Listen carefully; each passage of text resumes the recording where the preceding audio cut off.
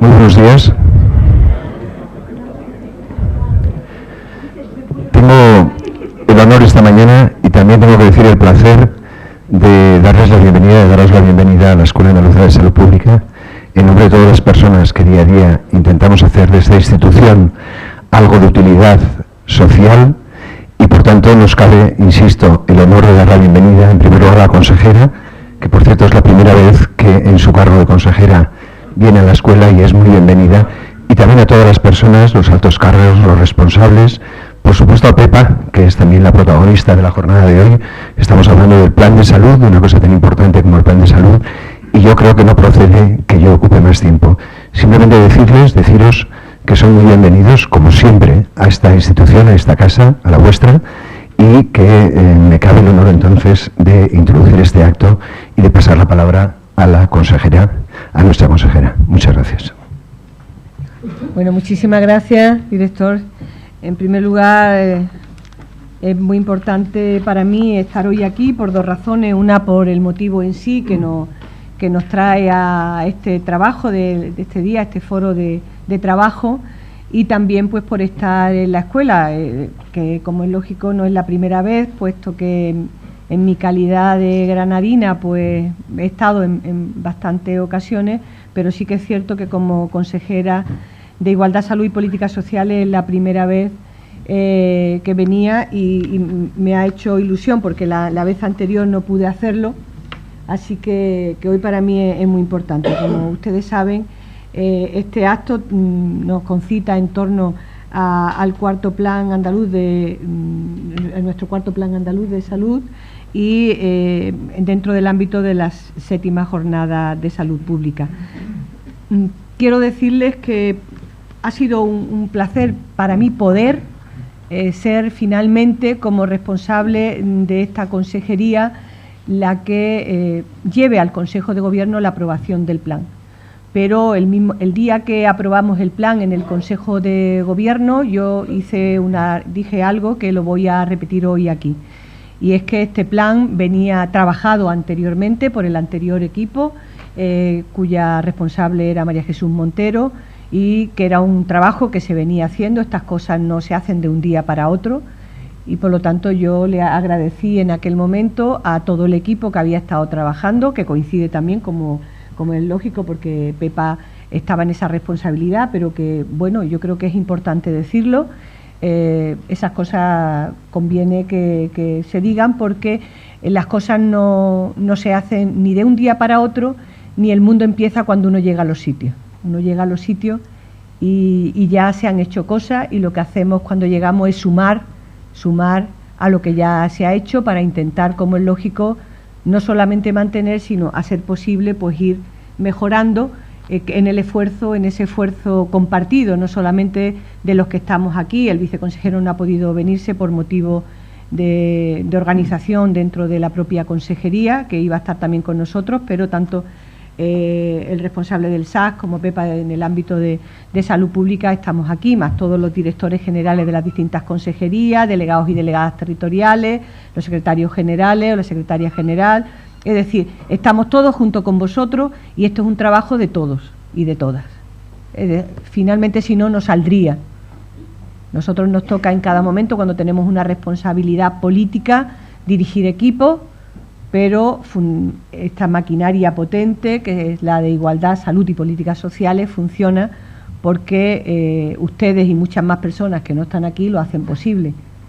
Nosotros lo que hacemos es dirigir en el ámbito de la decisión política, pero que es importante, como es lógico, pero somos conscientes de que esto sería materialmente imposible si no fuera con la colaboración de todos ustedes y de todas ustedes, ¿no? Yo creo que agradecer, por lo tanto, un proyecto en el ámbito del cuarto plan profesional y político, de inversión en políticas públicas, en el convencimiento de que es el único medio para mejorar en nuestra sociedad.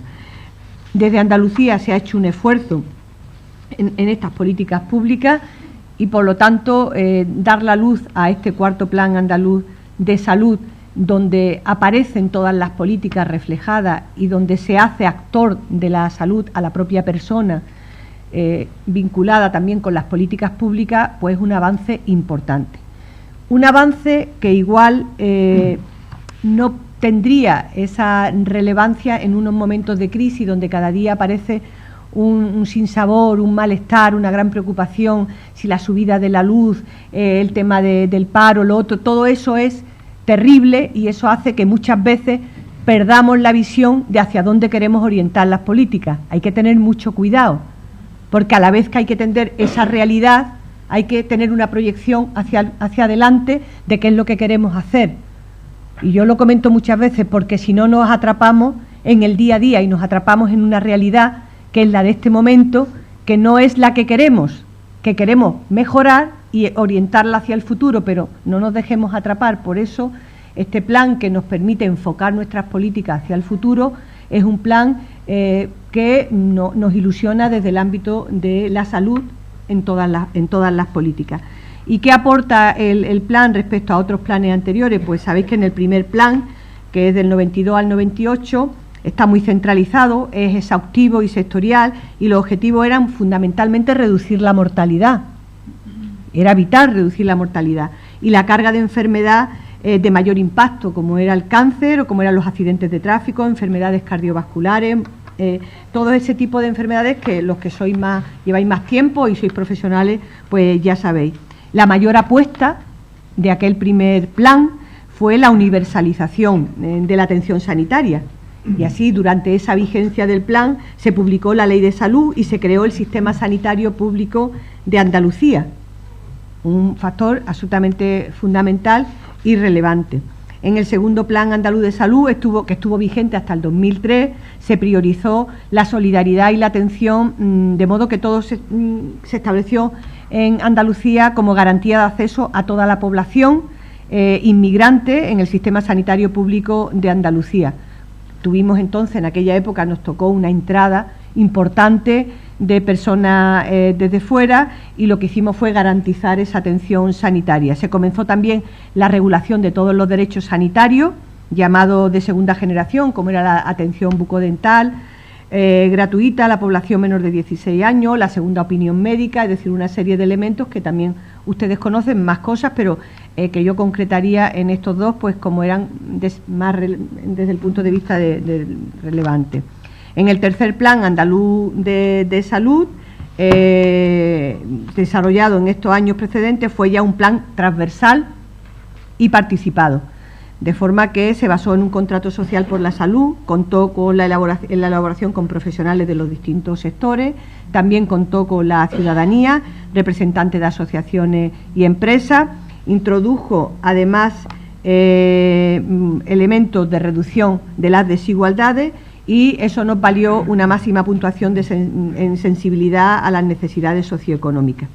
Tuvo en cuenta algo que fue importante, que fue la provincialización y se inició también la acción local en salud, situando lo más cercano en el territorio la intervención en materia de salud. También se publicó la Ley Andaluza de Salud Pública, que como ustedes saben se publicó a finales del 2011 y entró en vigor en enero del 2012. Y sí se detectó en ese tercer plan, cuando se evalúa, que hay un aspecto que nos queda por reforzar, lo que tiene que ver con la participación fundamentalmente en hábitos y formas de vida de las personas. Ahí había una laguna, no porque no se viera importante, sino porque no se había incidido de manera determinante a través del plan en este tema.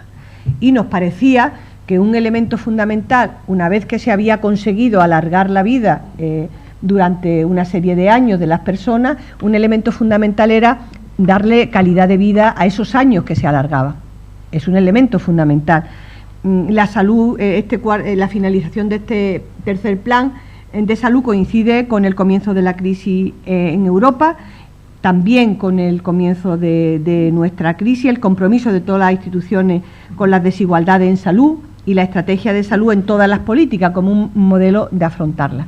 Yo les comentaba, estuve en Bruselas hablando de nuestro plan de envejecimiento activo y comentaba que yo había estado en el año 78 en Madrid, ya era funcionaria de la Junta, no era de la Junta entonces, era del Ministerio de Sanidad y Seguridad Social, y había estado en el congreso del EURAC, un congreso en torno al envejecimiento, que curiosamente, por eso yo siempre digo que no parezca que todo se inventa cuando llega alguien, que en el EURAC ya me acompañó a mí el presidente del Hogar del Pensionista, que ahora sería el presidente del Centro de Participación Activa, por aquello de que le vamos cambiando el nombre a las cosas, pero ya estaba allí, fuimos los dos.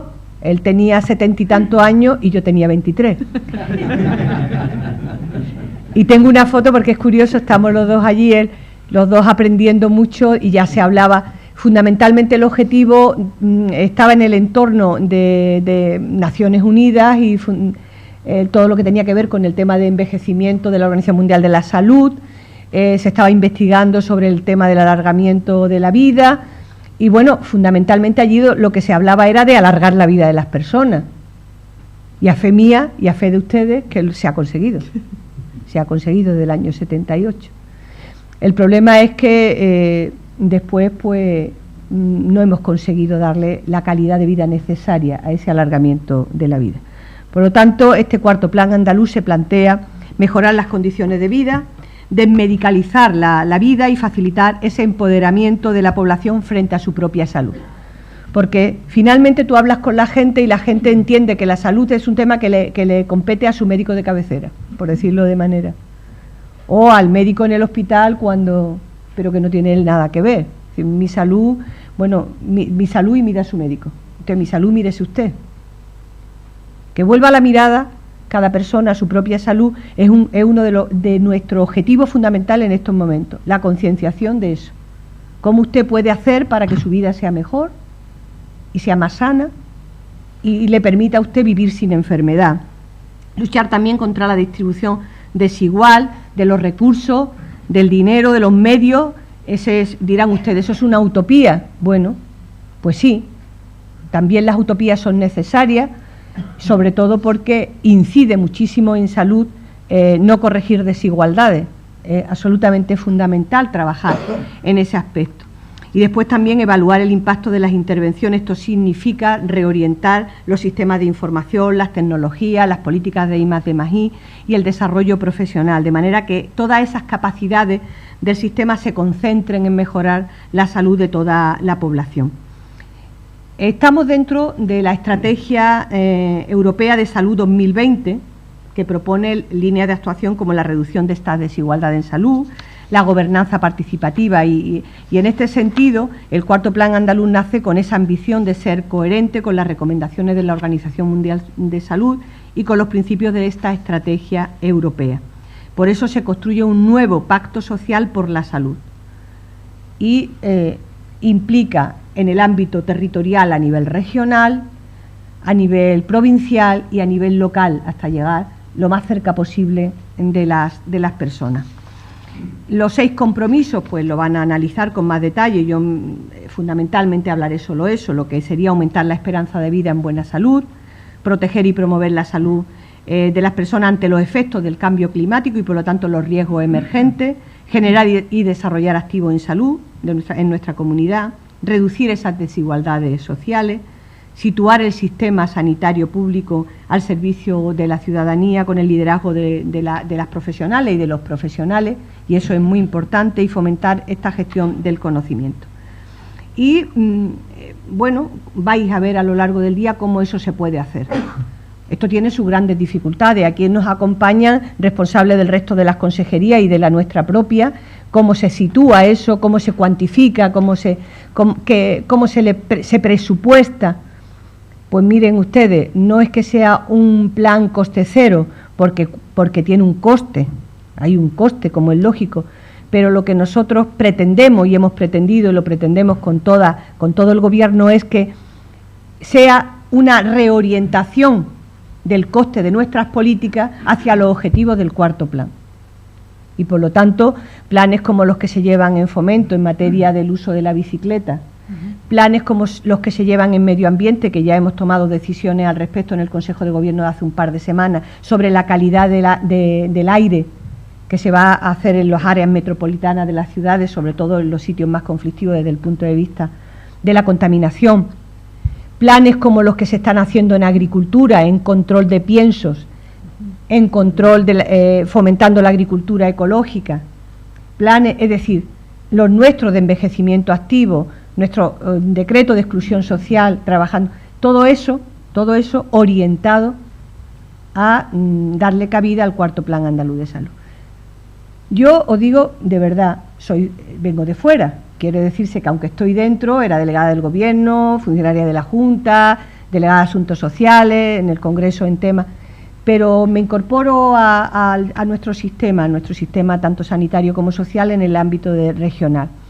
A mí me atrae, iba a decir me entusiasma, pero es una palabra, a lo mejor es magnificar, sí me entusiasma. ¿Por qué? Pues porque creo que es una forma de orientar las políticas, es una forma importante de orientar las políticas. ¿Significa eso que es mucho más importante lo que tiene que ver con garantizar que la atención sanitaria se haga en tiempo y forma, se mejoren los problemas que tenemos? No, eso tiene que hacerse, por supuesto, también. Eso no se descarta, no decir vamos a aparcar todo eso y nos vamos a dedicar ahora al cuarto plan. No, son dos cosas diferentes.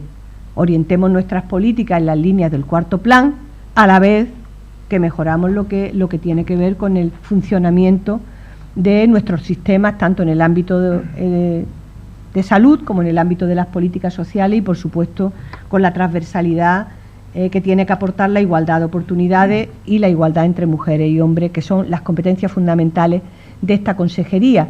Pero a eso hay que incluir en el cuarto plan todo lo que tiene que ver con las políticas de las demás áreas de gobierno, que yo quiero aprovechar, y ya termino, para fundamentalmente agradecer el trabajo que se ha venido haciendo por los equipos, la coordinación, pero el trabajo que se ha venido haciendo generosamente desde el resto de las consejerías, porque finalmente en estas cosas, lo saben ustedes, que llevan muchos de ustedes muchos años, en estas cosas hay que creer,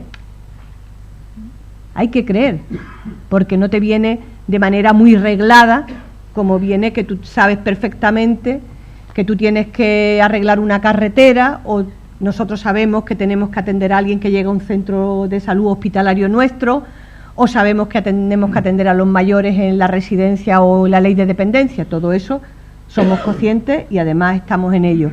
Pero esto es otro tema que nos orienta hacia el futuro, tienes que creer y te compromete desde un ámbito que igual no es el directo, pero que finalmente queremos que siempre sea el directo en colaboración de todas las áreas de gobierno de la Junta de Andalucía.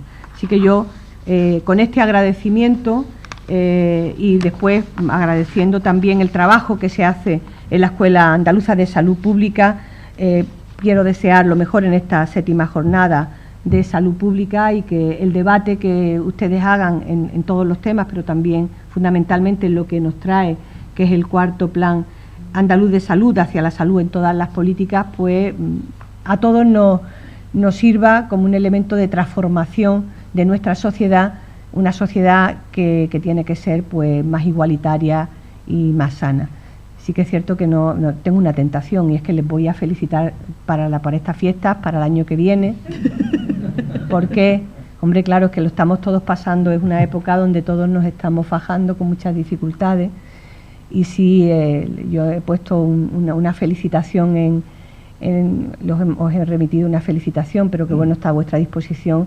Nosotros os deseamos para toda la gente que vive en Andalucía, para todas las personas que están en nuestra tierra, pues que tengan la mayor de las igualdades de oportunidades, que estén sanas, que estén bien en materia de salud y que estén bien atendidas cuando necesitan cuidado y necesitan que le amparemos. Y con ese deseo, pues yo termino hoy de exponerles aquí un tema que yo creo que nos apasiona y nos gusta y que nos conduce hacia adelante en un tema que debe ser un tema de todos, compartido con la gente, porque la vamos a implicar en su salud, que es lo más importante. Las personas implicadas con su salud y nosotros facilitándole que eso sea posible. Muchísimas gracias.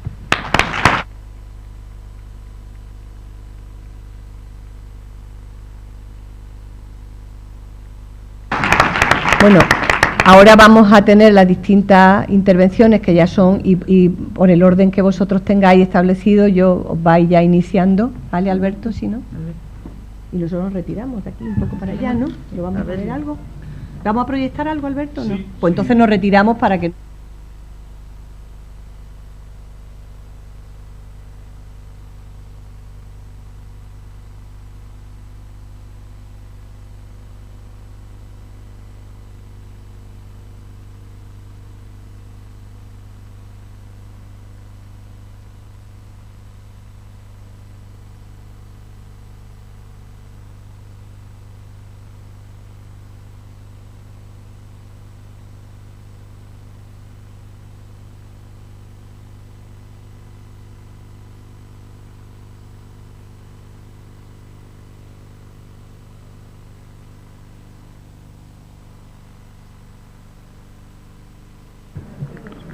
Buenos días. Muchas gracias, consejera, secretaria general, gerente. Me toca comenzar esta mesa presentando lo que ha sido el análisis de situación para la realización de este cuarto Plan Andaluz de Salud. Dispongo de 10 minutos para resumir una labor ingente que se comenzó con la evaluación del tercer Plan Andaluz de Salud, que ya ha mencionado la consejera, donde la participación de los ciudadanos y de los profesionales apuntaron ya elementos para este cuarto plan. Ha sido un trabajo coordinado por José María Mayoral de una manera excelente, y yo procuraré en estos 10 minutos resumir lo más relevante del trabajo de muchas personas, de muchas instituciones, y que de alguna manera ha servido para fijar los elementos que luego han permitido seleccionar tanto los compromisos como las acciones más relevantes para su consecución. Mi presentación irá resumida en 3 elementos: uno que se refiere a la coherencia del análisis de situación con las intenciones que tiene este plan y los valores que la inspiran; un segundo muy breve, que será seleccionar algunos elementos de análisis, simplemente a modo informativo; y una reflexión, esta sí más personal, a propósito de la necesidad de continuar en el análisis, porque la realidad que tenemos es altamente cambiante, y los retos que se presentan y las evidencias que se van generando para acometerlas van cambiando con la actualidad.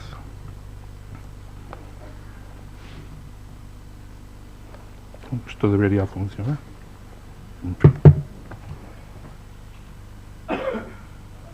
Es un plan de cuarta generación, y como plan de cuarta generación necesita un análisis diferente a los análisis que se habían hecho en planes previos. Es un plan, como se ha dicho, orientado hacia los determinantes sociales de la salud, y por lo tanto, a la hora de analizar la situación, tiene que mirar un modelo de determinantes sociales, por lo menos de aquellos determinantes sociales que son competencia de un gobierno autonómico, de los gobiernos provinciales y también del plano local. Ese análisis tiene que ser también coherente con el propósito de reducir inequidades y conseguir una sociedad más justa en términos de salud. Por lo tanto, el análisis tiene que incluir, en la medida de lo posible, aquella información para identificar desigualdades que pueden estar en la base de estas inequidades por su injusticia, y también identificar las fuentes de información que serían precisas para llegar a tener análisis más finos de estas inequidades. Es un análisis que tiene que incorporar lo que son las competencias de los demás sectores sobre estos determinantes sociales que después repercuten y tienen como consecuencia problemas de salud. Por lo tanto, tiene que tener en cuenta las competencias de estos diferentes sectores, que han ido también cambiando en su nomenclatura y en su organización a lo largo del tiempo de la elaboración del plan. Y el análisis tiene que tener en cuenta también los elementos de participación, cada vez, digamos, más estructurados, y tiene que ser coherente con los desarrollos que se vayan haciendo en una eventual ley de participación. Además, este plan se produce en un escenario, digamos, altamente planificado. Hay un montón de planes, estrategias vigentes, cada una de las cuales demostrando su efectividad. Por lo tanto, este plan tiene que insertarse en este escenario y lo que tiene que proporcionar es una guía, como decía la consejera, para que las acciones que son locales y que responden a problemas parciales no resulten en una fragmentación incoherente o ineficiente de las acciones que se ponen en marcha dentro del sector salud y en otros sectores.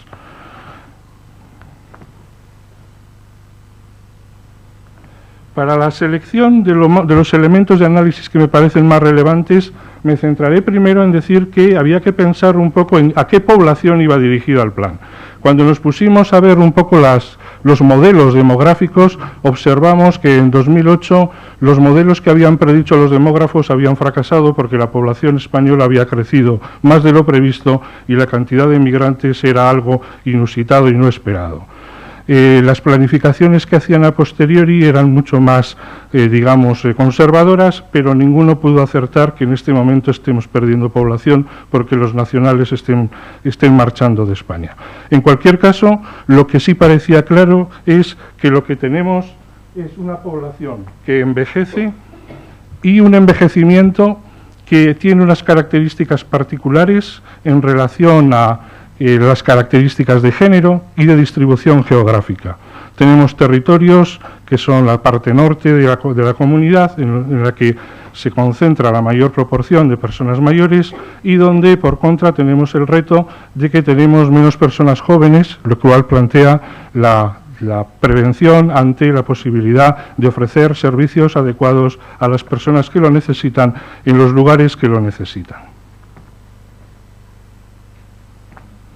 Analizando las características de cómo se vive la vejez y cuáles son los problemas de discapacidad y la magnitud de sus cifras, lo que observamos es que conseguir el primer compromiso, que es conseguir una vida más larga en buena salud, supone la acción de todos aquellos sectores que tengan algo que ver en competencias relacionadas con el entorno adecuado, para la movilidad, para las relaciones de las personas mayores, la disponibilidad de una vivienda con los mínimos de seguridad, de accesibilidad y de confort, el mínimo acceso a la energía, hoy tan de moda, luego volveré sobre ello, la accesibilidad a servicios de sustento, de atención a la discapacidad, de atención a domicilio, etcétera. Por lo tanto, no es un papel que se juegue solo desde el sector salud.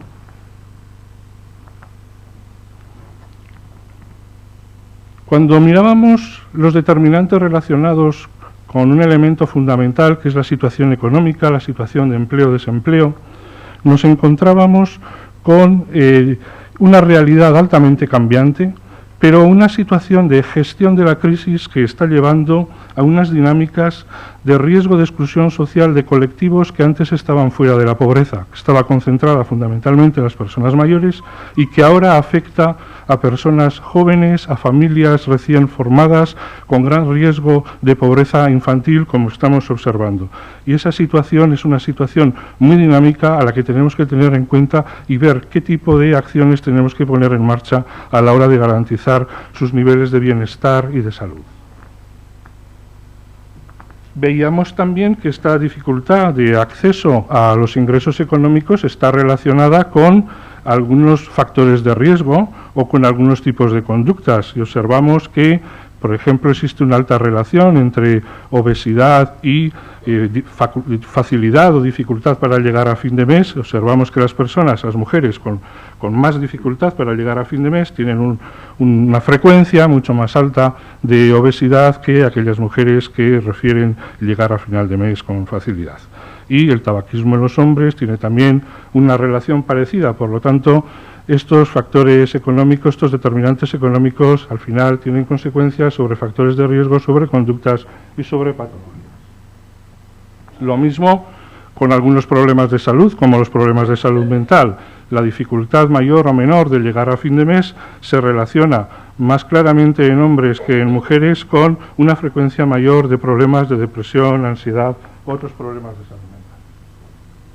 Cuando miramos un determinante esencial para la salud y para el desarrollo de las personas, para que puedan ejercer sus capacidades para poder desempeñar una vida digna, como es la educación, lo que nos encontramos es que los determinantes sociales del éxito educativo son compartidos también por los determinantes sociales de la salud derivados de la educación, por una parte. Por lo tanto, ahí tenemos objetivos comunes: a mejor educación, no educación sanitaria en la escuela, a mejor nivel de educación, más garantía de poder no solo tener más posibilidad de recursos para una vida más decente, sino también una mayor capacidad para gestionar la propia vida en términos de autonomía, capacidad de decisión y, por lo tanto, posibilidades de que esta vida sea más saludable.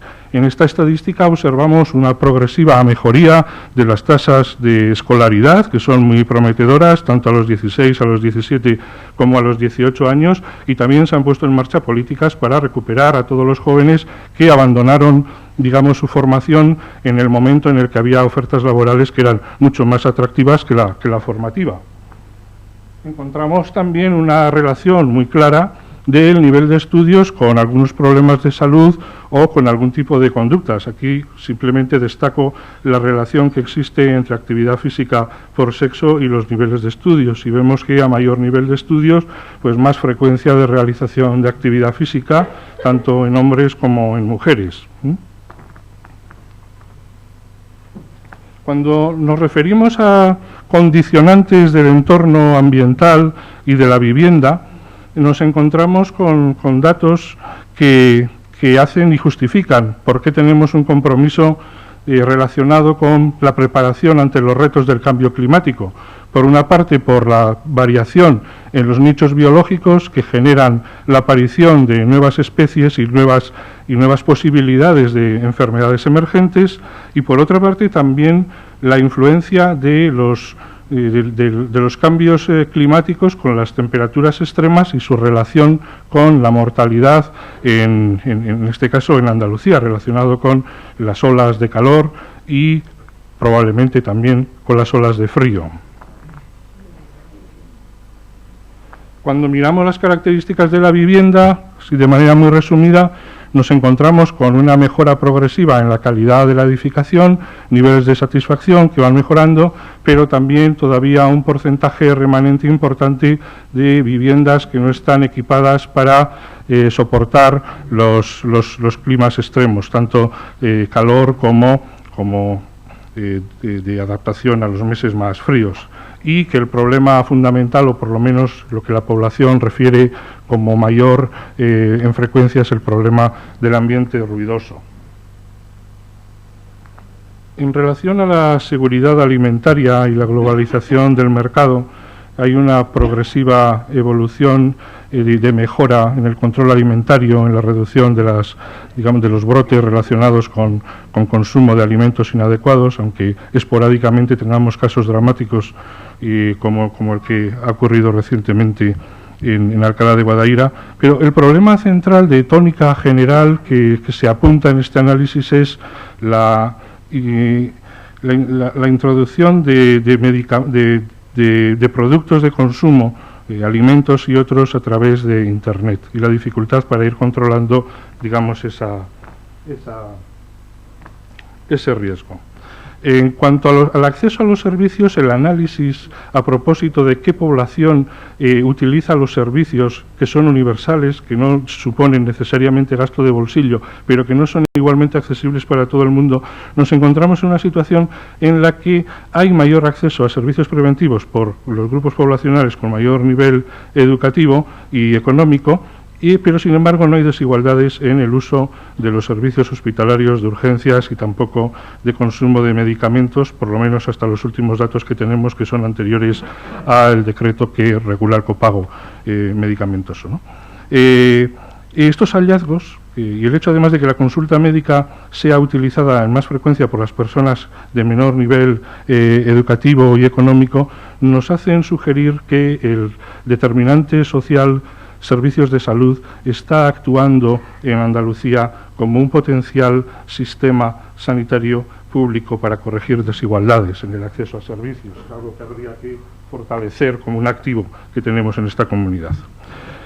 Paso rápidamente, y el que esté interesado, tengo aquí las relaciones de acceso al cuarto plan, sus 38 primeras páginas, viene detallada la información de la situación de los factores de riesgo, de las conductas saludables o no saludables, la situación de salud, la porcentaje de personas y su distribución en relación a la salud percibida. Un hecho importante, la carga de enfermedad, que al analizar nos ha permitido identificar problemas de salud que no eran de gran mortalidad ni morbilidad, pero que afectan mucho al bienestar de las personas, como son los problemas de salud mental, los osteoarticulares, que están en la base de la discapacidad. Hay también una descripción de los principales problemas de salud y su evolución, y también todo un detallado a todas las actividades y las perspectivas que tiene el sistema sanitario público andaluz y los servicios que ofrece para la población. Paso así rápidamente para llegar al último punto, que son una reflexión final a propósito de... Lo paso para poder... para decir que el análisis tiene que mantenerse una vez aprobado y puesto en marcha el plan, porque la situación es altamente cambiante.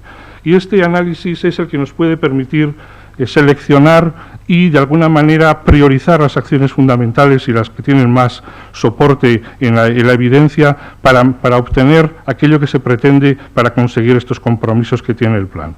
Cuando empezamos el plan, la inmigración era un problema por su magnitud. Hoy día la inmigración es un problema por la capacidad de poder ofrecer servicios mínimos básicos a la población inmigrante y, desde un punto de vista egoísta, para garantizar la salud pública del resto de la población. La pobreza energética ni se mencionaba en un principio. Hoy en día está resultando un problema mayor y se están publicando ya evidencias, aquí apunto una reciente del Reino Unido, donde hay una monitorización del número de hogares que están por debajo del nivel de pobreza energética y cómo se asocia esta a incrementos de mortalidad. Y, por fin, añadiría una última, para la cual todavía tenemos unos datos incipientes, que nos alertan a propósito de que las personas mayores en situaciones de más vulnerabilidad pueden no estar haciendo un uso adecuado de los medicamentos que tienen que tomar. Yo propongo aquí que se pueda realizar siguiendo una idea como son la idea de las redes centinela, incorporando incluso a los propios usuarios con las nuevas tecnologías, un monitoreo a propósito de la magnitud y la evolución de este problema, porque si no se están consumiendo los medicamentos adecuados, probablemente los servicios que se estén ofreciendo no van a ser eficaces y posteriormente su resolución va a ser mucho más costosa que si vigilamos esto y actuamos de forma consecuente. Pues nada más, muchas gracias.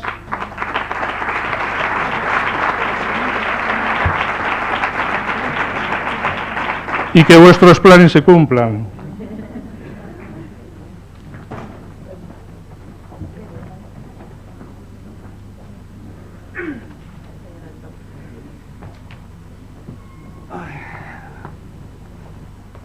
¿Me ponen la siguiente presentación?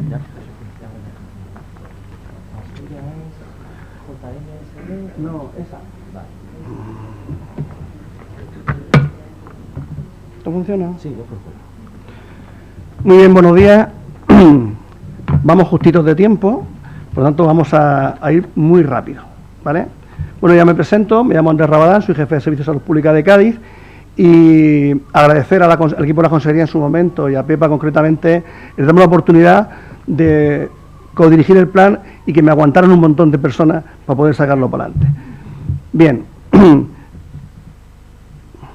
el plan está basado en una serie de recomendaciones, con programas, etcétera, etcétera, no voy a entrar, que está en el propio plan, pero hay un momento que tiene un marco que es importante, el marco de salud en todas las políticas, fundamentalmente sobre determinantes sociales y desigualdades que son evitables e injustas, y gobernanza.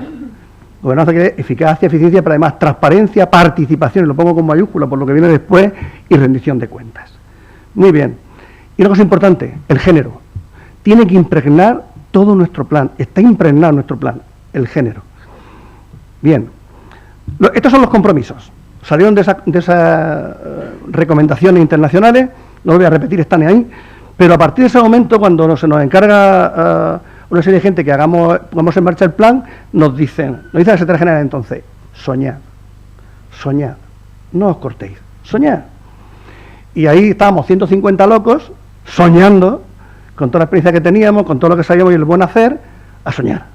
La realidad ya pondrá las cosas en su sitio, pero hay que soñar. Bien, de todos sitios. Yo agradezco que estén aquí de todas las consejerías, porque aquí había gente de todas las consejerías, de todos los colectivos profesionales, ciudadanos, y ahí estábamos todos trabajando unidos y soñando. Ahí salieron 6 compromisos, 24 metas, 92 objetivos y unos 290 acciones. Habrá todos los gustos y a elegir. Bien, vamos a empezar con los compromisos. Aumentar la esperanza de vida. Bueno, ya sabíamos que habíamos aumentado espectacularmente la esperanza de vida. En 10 años habíamos crecido 2,8 años los varones, menos las mujeres porque ya vivían mucho. que eso suponía que cada vez había más personas y con enfermedades crónicas, con dependencia, etcétera, y que las mujeres además tenían más años viviendo en discapacidad y por tanto más problemas de salud. Vivían más, pero peor, ¿vale? Y encima la población con bajos recursos, que cada vez tenemos más, somatiza y se traslada a necesidades existenciales. Bueno, durante muchos años habíamos preocupado de qué se moría la gente. Cáncer, cardiovasculares, y ahora tenemos que preocuparnos de cómo vive la gente y de qué vive, ¿vale? Hablamos de calidad de vida. Haldan Manen lo dijo en los años 70, hemos dado años a la vida y ahora hay que darle vida a los años. Bien, hacemos cosas. Bueno, el gerente del SAS lo verá, tenemos tropecientas mil cosas que hace el SAS de toda la vida y ahora más, ¿vale? Pero hay que dar componentes nuevos. Hay que introducir en los enfoques, meter en los planes y programas niveles de promoción y prevención de salud que estaban de alguna forma implícitos, pero hay que hacerlo explícito. Tenemos que conseguir que cuando actuamos delante de un paciente vean también sus condiciones de vida y mejorar, porque sabemos que un paciente solo, si solo me da la pastilla, no funciona. Hay que entrar a ver los componentes sociales en su casa. Promover una vida autónoma, antes decía la consejera, a ver si nos vamos quitando las pastillitas y nos salimos ya empezamos a ser independientes del sistema y generar conocimiento, porque esto hay que medirlo. Todas estas actividades hay que medirlas y saber cómo influye lo que estamos haciendo en los niveles de calidad de vida. El siguiente era cambio climático. Todas las recomendaciones de la ONU nos dicen, cuidado con el cambio climático. Andalucía está entre los territorios en peligro por el cambio climático. Ya hay dengue autóctono en Nueva York. Eso quiere decir que ya hay mosquitos con tal. Eso puede pasar en cualquier momento. Yo sufro todos los veranos el White Nile, que todos los caballos pasan por allí, por mi tierra, bueno, por Jerez. Y por suerte no tenemos casos humanos, pero hay que estar pendientes. Y bueno, cambio climático por un lado y la globalización, que tiene ventajas económicas, pero tiene unas desventajas, que desregula todo. No es difícil controlar lo que entra y lo que sale por un lado. Las ventas de Internet están ahí. Mis compañeros de protección sufren todos los días las ventas de productos no controlados, productos milagros. Viagra, falso, por cierto. Tenemos problemas con el conocimiento, que no sabemos un montón de cosas. Y vamos a pasar porque eso está en la historia. Bien, el tercer compromiso me encanta, pues es absolutamente innovador. Yo doy las gracias a los grandes impulsores, aparte de la consejería, como son Alfredo Oliva en Sevilla y Mariano Hernán y compañía en esta escuela. Lo veo al fondo. Mariano, gracias. Mariano, vuelve, no duermas. En la definición de salud clásica, yo pongo en verde una cosa y en azul otra. La ausencia de enfermedad es lo que nos dedicamos habitualmente con la teoría del modelo del déficit. Es decir, buscamos que si el tabaco es malo, no fume. Si beber es malo, no beba. Todo es no. Y además lo tiene que decir un médico o la enfermera. En el modelo nuevo, el modelo de activos es salud, estado de bienestar físico, mental y social, y a eso vamos con el modelo de activos. Dar independencia al ciudadano, hacerlo libre del sistema. Esto tiene su base científica en la época de Aaron Antonovsky, y habla de activos en salud, como todo factor o recurso que aumenta la capacidad de individuos, grupos, comunidades, para mantener y sostener la salud y el bienestar, ¿vale? No voy a entrar en lo demás. Y se generan capitales sociales, que es el conjunto de recursos y activos sociales y culturales, recursos políticos y cívicos que obtienen las personas por participar en organizaciones, etcétera. Yo le decía ayer a un periodista, como decía Alfredo Oliva en su presentación, las cofradías en Sevilla son un activo en salud, pero los carnavales de Cádiz son mucho más activos en salud. Sin que os se moleste nadie en Sevilla. Bueno, por tanto, hay que identificar esos activos, hay que hacer el mapa de activos y hay que aprovechar las oportunidades que nos dan entornos geográficos. Tenemos un sitio magnífico, un sol estupendo, un aceite de oliva estupendo. Bien, vamos por el cuarto. Reducir las desigualdades en salud. Mire, en esto coincidimos todas las sociedades científicas y la política de este gobierno. No puede ser. No puede ser. Estamos incrementando la desigualdad y es un peligro enorme para la salud. Sale en Lancet. Toda la sociedad científica se está pronunciando, pero es que hay una desigualdad de salud que genera la enfermedad. Y está visto y está demostrado que no hay nada que discutir. Evidentemente, en investigaciones con comunidades no se puede hacer ensayo clínico. A ti te doy, a ti no te doy. ¿Vale? Por tanto, conseguir evidencia directa no es fácil. Es muy difícil. Pero conocimiento empírico tenemos de sobra para decir que las desigualdades tienen problemas de salud y graves, más irreversibles.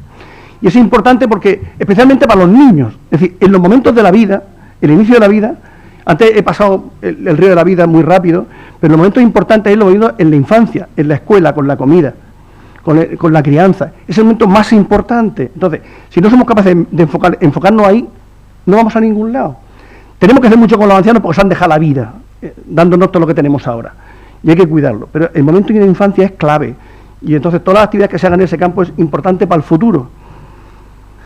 Por tanto, las recomendaciones que se nos hacían eran mejorar las condiciones de vida, luchar por la distribución desigual del poder, dinero y los recursos, esto decía la OMS, y medir la magnitud del problema porque había poca evidencia. Y es lo que hemos hecho en los retos, en las metas, ¿vale? Hacerlo así. Al pie de la letra lo que dice la OMS. Pero además hay una parte importante, fijaos el 4.3 que dice, de disminuir la desigualdad de la atención sanitaria. Se da por hecho que todos accedemos igualmente, eso es cierto. Pero con matices, las mujeres no son igual de bien tratadas, lo siento, pero es así. Y en segundo lugar, esto salió ayer, como a mí me gusta poner, no es igual, los que de clase social más baja no llegan igual al especialista que los otros. Al médico de familia sí, el médico de familia nunca ha tenido trabas, pero esto está publicado de ayer, de agosto. Hay diferencias. Bien, situar el sistema sanitario público al servicio de la ciudadanía para liderar los profesionales. Yo tengo que felicitar expresamente al equipo del SAS. Como vengo de allí será eso. Es un salto cualitativo importante. Está hablando de introducción de la bioética, en la estrategia de bioética en el sistema sanitario público de Andalucía. Está hablando de transparencia. Transparencia para evaluar y para garantizar derechos de la ciudadanía. Está hablando de cambiar la organización, de dar paso a la participación real de la ciudadanía. No solo lo que se hizo en marzo de 2012, que se dio la participación en primera instancia. Es más, es que va mucho más allá, es que está hablando de compartir valores. Eso no se ha hecho nunca, en ningún lado. Eso es una parte cualitativa y estratégico importantísimo. Y no va a ser fácil, ¿eh? No va a ser nada fácil. Bien. Y fomentar la gestión del conocimiento e incorporación de tecnologías con criterios de sostenibilidad. Esto fue un imperativo del tercer plan. Esto lo dijeron los ciudadanos. Dijeron, oiga, que muy bien, pero espabilen, que hay mucha tecnología, que mi nieto lo hace por internet estupendamente, y usted no... Y resulta que sí. Y entonces tuvimos que incorporar que el conocimiento tiene que ser al servicio de la ciudadanía y más tecnología y desarrollarla. No nos hemos quedado tal, porque mira, todo esto está, ¿eh? Hay que ponerlo en transparencia, pero eso está, ¿eh? Montones de cosas. Y cuando vemos una tarjeta mayor de 65, que hay un montón de gente que está ahorrando dinero porque los transportes son más baratos, o gente que llama a Salud Responde y te responde, o llama a la hora que sea, te está dando información si tiene niño con fiebre o pasa algo, eso está. Lo que pasa es que hay que seguir investigando y además generar riqueza, porque acaba de publicarse el 27 del 11 un informe de la OCDE sobre TICs diciendo, si incorporáis eso, además generáis riqueza, sobre todo en el área sociosanitaria, que es una necesidad imperiosa. Bien, cortito, ¿eh? Bien, por último, como veis, es un plan de gobierno. Es un plan de gobierno que afecta a todo. El tema de desigualdades es de vivienda, es de sueldo, es de salud laboral y muy poco asistencial. Así que, muchas gracias por darme la oportunidad de disfrutarlo. Muchas gracias por darme la oportunidad de trabajarlo en Cádiz. Y bueno, aquí acabó todo. Si ya...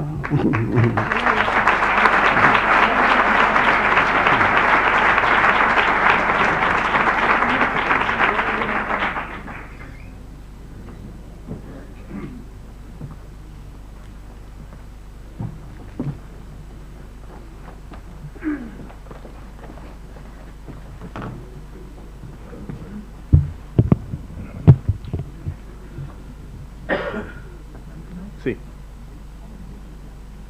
¿Aquí lo puedo pasar también? No. ¿Dónde?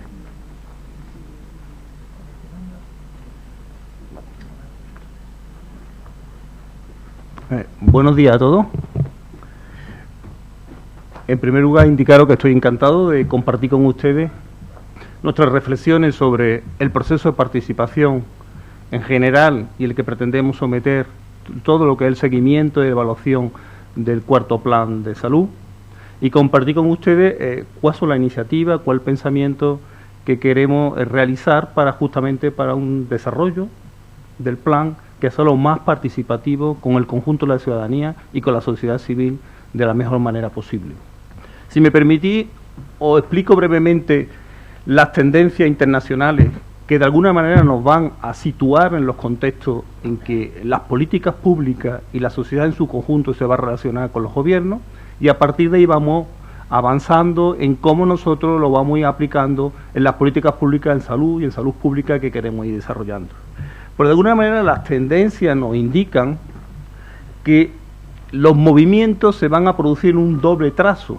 Por una parte, los ciudadanos cada vez más empoderados y emancipados, porque si no lo empoderamos se acaban emancipando, cada vez más están más informados, más comunicados, más conectados y cada vez más se interesan por los asuntos públicos. Y sobre todo además se interesan por los asuntos públicos más relevantes para su propia vida, como son la salud y la educación. Cada vez más nuestros ciudadanos sienten el sistema de salud, sienten su salud como un valor muy relevante desde el punto de vista de su propia vida. Por otra parte, el empoderamiento se constituye como, digamos, la razón de ser de los nuevos fenómenos sociales y las nuevas políticas que se vienen desarrollando a partir del siglo XXI. El informe de Government 2020 de la Unión Europea, del IPTS, el Instituto de Prospectiva de la Unión Europea, nos indica que el siglo XXI será el siglo del empoderamiento de las personas. Empoderamiento de las personas que tratan de consagrarse una cierta independencia social, una cierta hiperindividualismo, que trata de desarrollar, tener el mayor esfera de los sectores de su vida en sus propias manos. Esas son las personas a que nosotros vamos a tener que prestar los servicios, las personas con las que nos tenemos que relacionar, que son ávidos en decidir, formar parte de las decisiones colectivas que afectan a su propia vida. Como nos dice el informe de perspectiva también, en este caso la OMS, de la gobernanza para la salud en el siglo XXI, se deberá gobernar cada vez más a través de la colaboración, el compromiso ciudadano, combinando regulación y persuasión, no coacción ni imposición, y con políticas cada vez más adaptativas, elásticas y prospectivas, pensando en el futuro y en los cambios permanentes que se nos van a ir originando. Como indicaba lo anterior ponente, los cambios van a ser muy dinámicos. Como Bauman nos explica, cada vez será más líquido, la sociedad cada vez será más líquida, y como él mismo incluso nos indicaba en la última entrevista que había concedido, las sociedades cada vez se están haciendo incluso gaseosas, ¿no? Porque la capacidad de los cambios son tan severos, tan profundos y en tan poco tiempo, que tenemos que desarrollar políticas y organizaciones muy elásticas. Y cada vez más se imponen los modelos deliberativos. Todos queremos decidir en común, todos queremos compartir, tanto la sociedad, las decisiones colectivas. Pues siempre pongo de ejemplo el caso de Alemania, que a través de una ley de e-voting del 2010 somete hoy a la decisión de sus ciudadanos en torno a 60 decisiones, igual caso que Suiza. Cada vez más Europa compromete la toma de decisión colectiva al conjunto de la ciudadanía. Por otra parte, cada vez más también los gobiernos responden a esa nueva exigencia social, esa nueva exigencia ciudadana, y cada vez se abren a los principios de información, transparencia y participación. Es algo que es irremediable, ya irrenunciable. Nuestra presidenta ayer presentaba o indicaba que a principios de enero presenta la nueva ley de transparencia para Andalucía, y también el proyecto de participación está bastante avanzado. Esperemos en el próximo trimestre lo podamos ver en sus primeras redacciones. Y cada vez más se imponen las funciones colaborativas y cooperativas. Digamos, estas son las grandes tendencias en que nos vamos a situar. Ciudadanos que cada vez más están arrebatando los servicios públicos, que quieren decidir sobre las decisiones colectivas. Hay muchísima experiencia en los contextos internacionales, como los propios ciudadanos, sobre todo en las esferas locales, están arrebatando los propios servicios públicos, y también a su vez gobiernos que cada vez se abren más informativo, más participativo y más abierto al control de la ciudadanía. Obama ha abierto 400.000 bases de datos a sus ciudadanos, Cameron en Inglaterra ha abierto 40.000 bases de datos a los ciudadanos, entre otras cosas porque los ciudadanos lo exigen, y por otra cosa también porque la sostenibilidad de nuestro sistema exigen que incorporemos la opinión, la creatividad y la innovación de nuestros ciudadanos. Se nos impone también la innovación abierta, la innovación social, que solamente los ciudadanos pueden incorporar. Por otra parte, Os presento brevemente el esquema que desarrolla, por ejemplo, el gobierno de Singapur, uno de los gobiernos más avanzados en government del mundo. Como veis, desarrolla lo que pretende ser un nuevo gobierno cooperativo a través del desarrollo de una línea de conexión, comunicación, información con sus ciudadanos muy intensivo, sobre todo a través de las nuevas tecnologías que permite una conectividad inmediata, personalizada y directa con cada uno de sus ciudadanos. Todo que el desarrollo de la participación, habrá más participación en la medida que los ciudadanos tengan información y conocimiento sobre lo que se hace y cómo se hace, y eso genera un nuevo escenario de co-creación, de hacer en común, de construir en común gobierno y ciudadanía, y los gobiernos se convierten en facilitadores de los servicios públicos, no los proveedores, sino facilitadores con el conjunto de la ciudadanía en la atención de la necesidad de la ciudadanía. Nuestra ley, como sabéis, en un segundo marco legal, nos impone que todas nuestras políticas sean establecidas con la participación efectiva de la ciudadanía, tanto en la formulación, desarrollo, gestión y evaluación. Sabemos que el plan se ha gestado con una obra colectiva donde han participado cientos de personas que han presentado su opinión, sus aportaciones. Pero realmente los nuevos modelos nos exigen una apertura mucho mayor, nos exige una apertura absoluta al conjunto de la ciudadanía para que todos los ciudadanos tengan la capacidad de aportar sus ideas, sus opiniones, sus críticas o las consideraciones que consideren oportunas. Y dentro de los contextos de la construcción de los modelos de participación, que son complejos, que no sabemos todavía mucho, que la mayoría de los instrumentos que utilizamos se encuentran todavía en procesos de investigación social, se encuentran en camino, y en este sentido avanzamos y construimos la medida que tenemos experiencia y tenemos idea de cómo vamos desarrollando nuestra idea. La participación se instrumentaliza a través de métodos, que es lo que aún no conocemos exactamente, cómo da entrada a un nuevo modelo de participación individualizada, no solo de la sociedad civil, no solo de la ciudadanía organizada, sino aquella que no está organizada, pero que hoy vive, se relaciona, se informa y se comunica en red. La ciudadanía de las redes sociales, que abarca una amplia parte de nuestra sociedad. Desde el punto de vista conceptual, nosotros estimamos la participación, lo valoramos a través de un conjunto de capitales. Primero tenemos que desarrollar lo que sería el capital comunicativo, tenemos que fomentar, potenciar la capacidad de comunicarnos con la ciudadanía, tenemos que informar, comunicar y ser transparentes. Tenemos que mostrarnos realmente con lo que tenemos y con lo que hacemos, abrir nuestras puertas, abrir la documentación, abrir la información, porque es una fuente de innovación y la experiencia de lo que está sucediendo en Estados Unidos e Inglaterra nos lo explica. A su vez tenemos que crear un mayor capital deliberativo que nos permita conocernos, reflexionar, comprometernos y tomar decisiones colectivas y comunes con la ciudadanía. También un capital cooperativo que nos permita planificar en común, hacer las cosas en común y por último un capital de co-creación que permita el empoderamiento, la innovación abierta y la capacidad de co-crear, hacer cosas en común con la propia ciudadanía organizada tanto civilmente o de forma individualizada o en red. Este es el marco de capitales participativos que queremos desarrollar en nuestro proyecto. Eso tiene a su vez una serie de variables que no podemos analizar, una serie de subcapitales que de alguna manera dan juego, dan contenido a cada uno de estos capitales. En la medida que los fomentemos, los frecuentemos, nos permitirá una mayor capacidad comunicativa, deliberativa, cooperativa y de co-creación.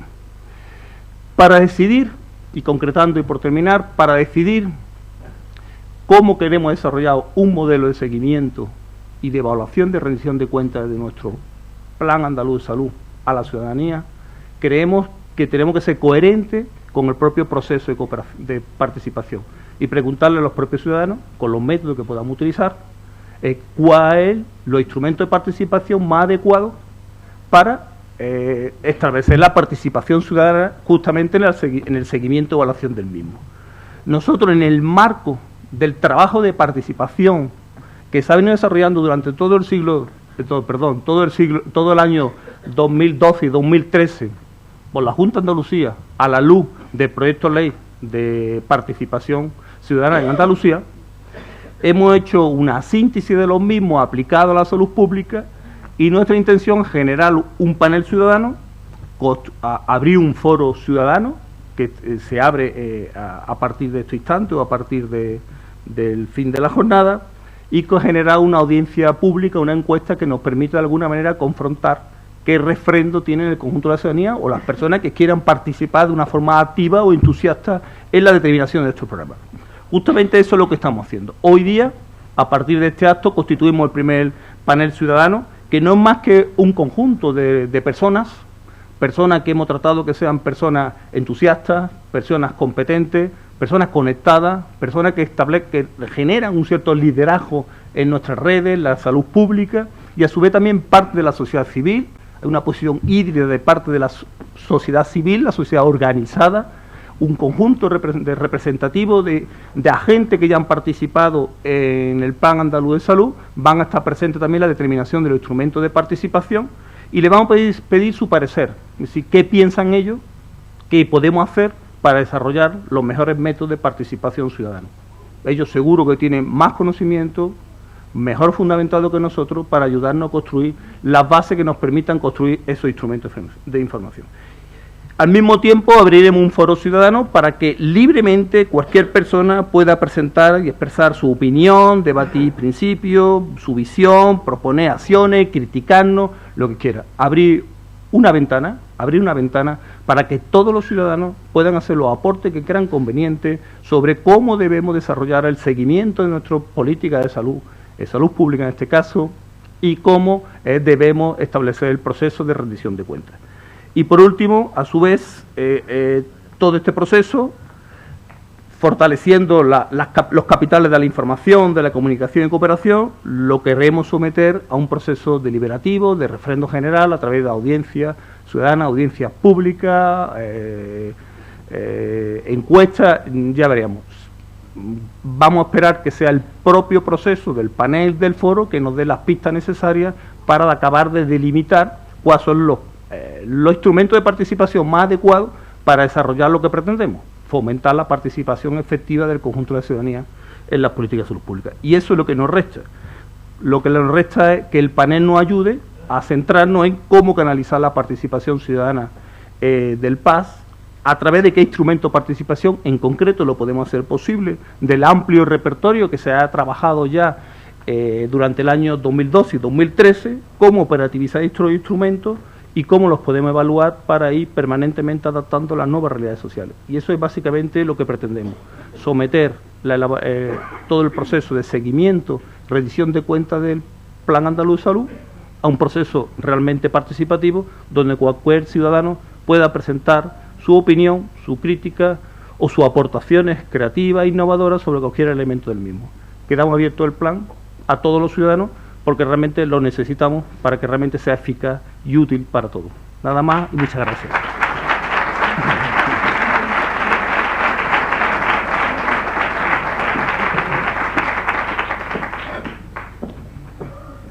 Bueno, muchísimas gracias a los tres y muchísimas gracias a todos y a todas las que habéis trabajado en el plan y fundamentalmente a toda la gente que se va a incorporar al plan presencialmente o de forma virtual. Yo creo que se inicia un camino que acerca el plan a la gente. Hoy vamos a constituir la comisión de coordinación fundamentalmente del plan y lo vamos a hacer a los tres niveles, a nivel regional, a nivel provincial y a nivel local. Y sobre todo también con una participación directa de la ciudadanía, no solamente a través de instituciones, a través de organizaciones, sino personalmente. Yo creo que eso le dará riqueza al desarrollo del plan y nos permitirá después una mejor evaluación permanente del mismo, como comentaban anteriormente. Yo, sin más, quiero aprovechar para decir que quedan clausuradas las séptimas jornadas de salud pública de la escuela presenciales y las segundas virtuales, que no solamente se hacen por escasez presupuestaria, no seáis mal pensados. Hombre, también es verdad que economizan, pero fundamentalmente por buscar una forma de llegar a más gente, a las que no solamente las que estáis hoy aquí, sino a las que nos están siguiendo a través de sistemas digitales y a través de sistemas de comunicación y de información que, como es lógico, ya están incorporados a nuestras vidas. Muchísimas gracias y bueno, ya esto no es a empezar, sino a seguir trabajando. Gracias por el trabajo que hacéis cada día en estas circunstancias adversas, donde finalmente gran parte del sostén del sistema, aparte del compromiso que pueda haber por parte de las instituciones públicas, está recayendo también sobre vosotros y sobre vosotras. Muchísimas gracias.